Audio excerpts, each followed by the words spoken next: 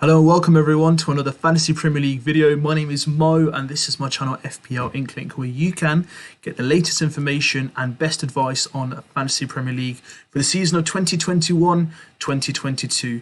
Before we begin, what I'm going to do is today's video is my continuing on from the club by club guide that I'm doing. Today's club we're going to be going through is Southampton. So before we get stuck in, guys, all I'm going to say, thank you for coming and viewing my content. If this is your first time and you haven't subscribed yet, just hit that subscribe button. Help me reach that 1K subscribers mark as soon as possible. And if you do enjoy the content, hit that like button. Let me know what your thoughts are around my content and this video. So let's not waste any further time and let's get stuck in to the review of Southampton players for this season. Starting from the back, so the goalkeeper, Alex McCarthy, so he's the #1 choice for Southampton. Yes, he's the same goalkeeper that's conceded 9 goals over the last 2 seasons, at least once. So Manchester United last season and Leicester the season before. But guys, he still is quite favoured in terms of, some managers do choose him. And, at the moment he's got 2% ownership, but I won't be surprised that by the time the game launches, that ownership does not go any further because he's potentially lined up for some save points. Southampton didn't have their greatest season last season, but do you know what? The seasons before, they did pretty well. So, you can't really overwrite it. Personally, for me, Alex McCarthy isn't someone I'm looking at for 4.5 mil. I believe there's alternative options, but I do understand, managers who do choose him. Not even as a first option, but even as a second option on the bench. So last season, he played 2,700 minutes, guys. He got 94 points on average. Points per game, he was getting 3.13 with 7 clean sheets. If we look at the first 5-week game of fixtures, I think they're quite difficult, to be honest, for Southampton. That's why he's probably not favoured at the moment. Everton away, first game. Manchester United at home. Newcastle away. West Ham at home, followed by Manchester City at the Etihad. So there's quite a few difficult fixtures. So I've already gone through these. So these are kind of like the reasons why I would favour or not favour Southampton players. But for me, in any of my drafts or currently, based on the fixtures they do have in the first 5 game weeks, I'm kind of not looking at any of the Southampton players. However, I have kept an eye on, game week 9, so where they play Burnley onwards to around game week 12. They've got Burnley at home, Watford away, Aston Villa at home and Norwich away. So at that point, I potentially might be looking at not defensive, but in terms of the attacking perspective. So someone like a World Prowse, you've got the 2 strikers, Che Adams and Danny Ings. Based on Danny Ings' fitness, that is something that I have kept in mind. Obviously, long-term planning is something which is very vital in Fantasy Premier League. So that's why I'm saying, they may not be on top of my priority list to buy originally, but I am keeping an eye out from game week 9. They are on my watch list, and dependent on their form, I may bring them in for that period. And obviously, depending on who I have in my team, are they performing or not, barring any injury, we'll see if I make any decisions about changing back then. So the highest scoring defender last season for Southampton was Jan Bednarak. Respectively, 1 goal, 1 assist, pretty much played every game. 1.5% ownership, 4.5 mil, which is a decent price. So you can have him as a defender on your bench because you're pretty much guaranteed he'll play. He got 94 points, but on average points per game, 2.73. Again, for the price, I think there are better options available. Someone like a Tariq Lamptey, Connor Cody. There are options available for you to look and choose from for him. Again, fixtures aren't that great, so personally, even across the season, I wouldn't recommend him at all. Kyle Walker-Peters. Now, I had him for a part of my season at the start last season. He gave me some good rewards.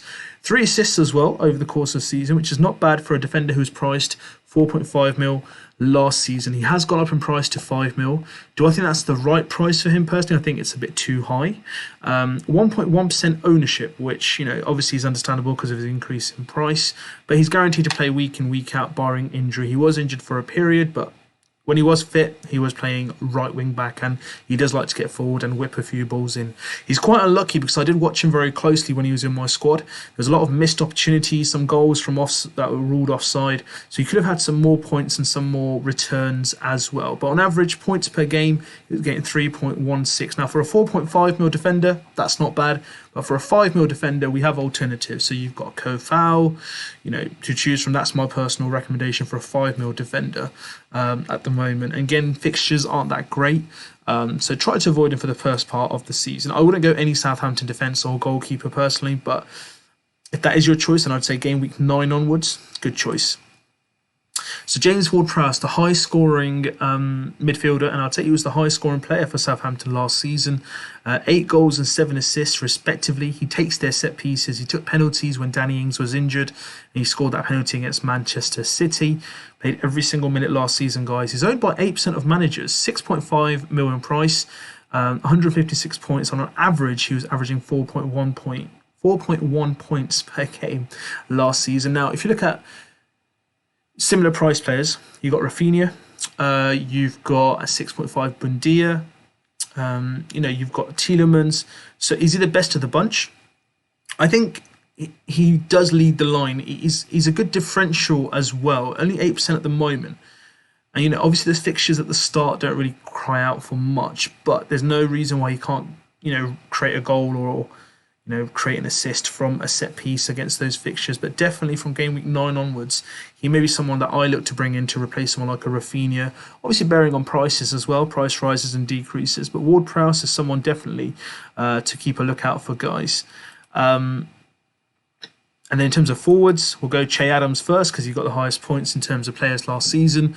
1.6% of managers own him. He's 7 mil in price. I think it's half a mil too expensive for me. 6.5 would have been fair, but we can't really ignore his performance last season. 137 points, 9 goals, 7 assists, and he was averaging 4.63 points per game. Again, not ideal fixtures to start off with, but let's see who plays. Does Danny Ings stay fit? Because he's quite injury prone.